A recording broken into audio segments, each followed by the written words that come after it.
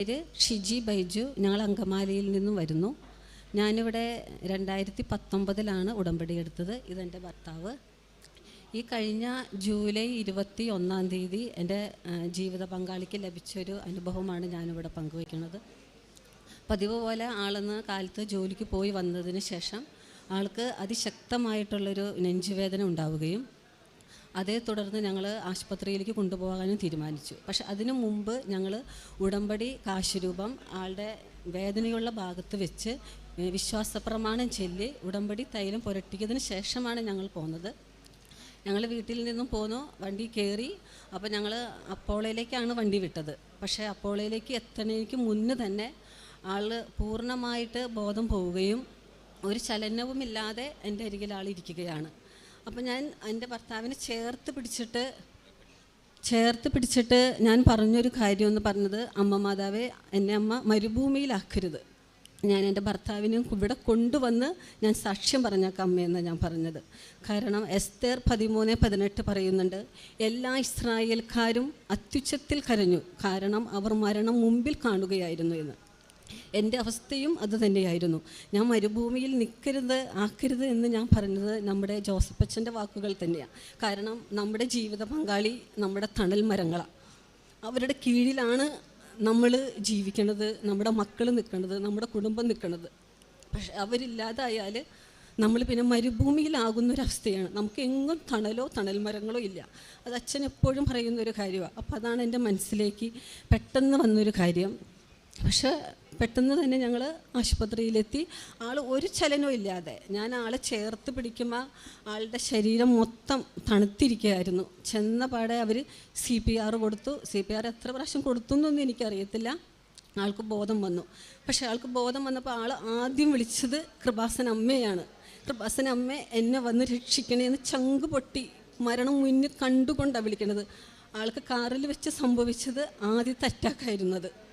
എന്നെ വിളിച്ച് കാണിച്ച് ബോധം വന്നപ്പോൾ ഞങ്ങൾ ജസ്റ്റ് ഒന്ന് കണ്ട് ഇങ്ങോട്ട് ഇറങ്ങിയുള്ളൂ.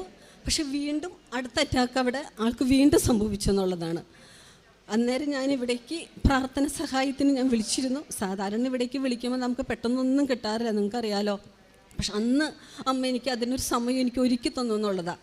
അപ്പോൾ അവരെന്നോട് പറഞ്ഞതെന്ന് വെച്ച് കഴിഞ്ഞാൽ വേഗം പേര് പറയാൻ പറഞ്ഞു. ഞാൻ വേഗം പേര് പറഞ്ഞു കൊടുത്തു. രണ്ടാമത്തെ അറ്റാക്ക് വന്നിട്ട് അവർ CPR കൊടുത്തിട്ടൊന്നും ആൾ കയറിപ്പോകുന്നില്ല. അവസാനം എന്ന് വെച്ച് കഴിഞ്ഞാൽ ഷോക്കടിപ്പിക്കുന്നൊരു രീതിയുണ്ട്, അതിൽ ആണ് ആൾ കയറിപ്പോകുന്നത്. പക്ഷെ ആ നിമിഷം അമ്മയും തിരുക്കുമാരനും എൻ്റെ ഭർത്താവിൻ്റെ ഹൃദയത്തിൽ കയ്യൊപ്പ് ചാർത്തിക്കൊടുത്തൊരു നിമിഷം. കാരണം ലാസ്റ്റ് ചാൻസാണത്. കാരണം മരണത്തിലേക്കാണോ ജീവിതത്തിലേക്കാണോ എന്നുള്ളത്. പക്ഷെ അത് അമ്മയും തിരുക്കുമാരനും തീരുമാനിച്ചു എന്നുള്ളതാണ്. ആ നിമിഷം അമ്മയും തിരുക്കുമാരനും മരണത്തിൻ്റെ ആഴത്തിലേക്ക് പോയതാണ് എൻ്റെ ഭർത്താവ്. അവിടേക്ക് അമ്മയും തിരുക്കുമാരനെ ഇറങ്ങിച്ചെന്ന് കയ്യൊപ്പ് ചാർത്തി കൊടുത്തൊരു നിമിഷമായിരുന്നത്. പിന്നെ എല്ലാ കാര്യങ്ങളും പെട്ടെന്നായിരുന്നു. അവർ തിയേറ്ററിൽ കയറ്റി ആൻജിയോപ്ലാസ്റ്റി ചെയ്തു. വചനം പറയുന്നുണ്ട്, എന്തെന്നാൽ അവനിൽ വിശ്വസിക്കുന്ന ഒരുവനും നശിച്ചു പോകാതെ നിത്യജീവൻ പ്രാപിക്കുന്നതിന് വേണ്ടി തൻ്റെ ഏകജാതനെ നൽകാൻ തക്ക വിധം ദൈവം ലോകത്തെ അത്രമാത്രം സ്നേഹിച്ചു എന്ന് അച്ഛൻ ഇവിടെ കൂടെ പറയും. ഉടമ്പടി നമ്മളെ മറ്റു മനുഷ്യരിൽ നിന്ന് വ്യത്യസ്തമാക്കുന്ന ഒന്നാണ്. കാരണം നമ്മൾ പ്രതീക്ഷിക്കാതെ വരണം നമ്മുടെ മരണത്തിൻ്റെ സമയം പോലും അമ്മ മാറ്റി എഴുതുന്നുള്ളതാണ് ഞാനിവിടെ പറയുന്നത്. കാരണം എന്തെന്ന് വെച്ച് കഴിഞ്ഞാൽ ഈശോ ആഗ്രഹിക്കുന്ന ഒരു കാര്യമുണ്ട്. അച്ഛൻ പറയും, നമ്മൾ ഈശോൻ്റെ അടുത്ത് ഒറ്റയ്ക്ക് വരാൻ വേണ്ടിയിട്ടാണ്.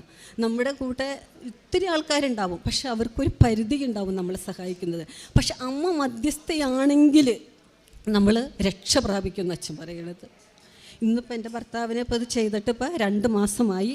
ഞാനിവിടെ 5ാമത്തെ പുതുക്കൽ കഴിഞ്ഞ മാസം വന്ന് ഞാൻ ചെയ്തു. അന്നേരം ഞാനിതിവിടെ എഴുതി കൊടുത്തു. അപ്പോൾ അന്നേരം ആൾക്ക് റെസ്റ്റായിരുന്നു. അപ്പോൾ അച്ഛൻ പറഞ്ഞ് അതെല്ലാം കഴിഞ്ഞിട്ട് ആളെ ഇവിടെ കൊണ്ടുവന്ന് നേർന്നാണല്ലോ ഞാൻ പറഞ്ഞത്. അപ്പോൾ അങ്ങനെ നിങ്ങൾ കൊണ്ടുവന്നാൽ മതി എന്ന് പറഞ്ഞു. അപ്പോൾ അമ്മ മാതാവ് ഞങ്ങൾക്ക് ഇന്ന് അതിനൊരു അവസരം ഞങ്ങൾക്ക് ഒരുക്കി തന്നു. ഇത് ഞങ്ങളുടെ കൃപയാലോ കഴിവാലോ ഒന്നുമല്ല, ഇന്ന് ജീവിക്കുന്ന യേശു ക്രിസ്തുവിൻ്റെ കൃപയാലാണ് ഇതെല്ലാം സംഭവിച്ചതെന്ന് ഞാനും എൻ്റെ കുടുംബവും പൂർണ്ണമായിട്ട് വിശ്വസിക്കുക.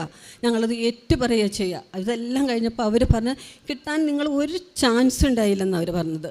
എന്ന് വെച്ച് കഴിഞ്ഞാൽ നിങ്ങൾക്കിത് 2ാം ജന്മമാണെന്നാണ് അവർ പറഞ്ഞു പോകുന്നത്. ഇപ്പോൾ ഒരു കുഴപ്പമില്ല, ആളത്യാവശ്യം മരുന്നും കാര്യങ്ങളൊക്കെ എടുത്തു പോകുന്നുണ്ട്. പിന്നെ എനിക്ക് കിട്ടിയ ഒരു സാക്ഷ്യം എന്ന് പറഞ്ഞാൽ, ഉടമ്പടി എടുത്ത ഉടനെ, ഞാനിവിടെ 2019 അടുത്തത് 25 വർഷമായിട്ട് ഞാൻ അനുഭവിച്ചിരുന്നതിൻ്റെ അതിശക്തമായിട്ടുള്ള തലവേദന. അമ്മ മാതാവ് ആ നിമിഷം, ഞാൻ ഉടമ്പടി തൈലം ഒന്നും എനിക്ക് പുരട്ടേണ്ടതായിട്ട് വന്നില്ല. എടുത്ത ഉടനെ തന്നെ എനിക്ക് തോന്നുന്നത് 2-3 ദിവസത്തിനുള്ളിൽ തന്നെ എനിക്കത് മാറി കിട്ടിയെന്നുള്ളതാണ്. അത് വലിയൊരു അനുഗ്രഹമായിട്ടാണ് ഞാൻ കാണുന്നത്.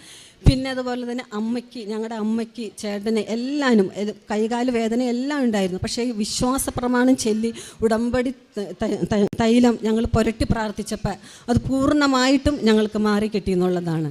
പിന്നുള്ളത്, ഞങ്ങൾക്കുണ്ടായ കടബാധ്യതകൾ ഒരു 19 വർഷമായിട്ടുള്ളൊരു കടബാധ്യതയാണ്.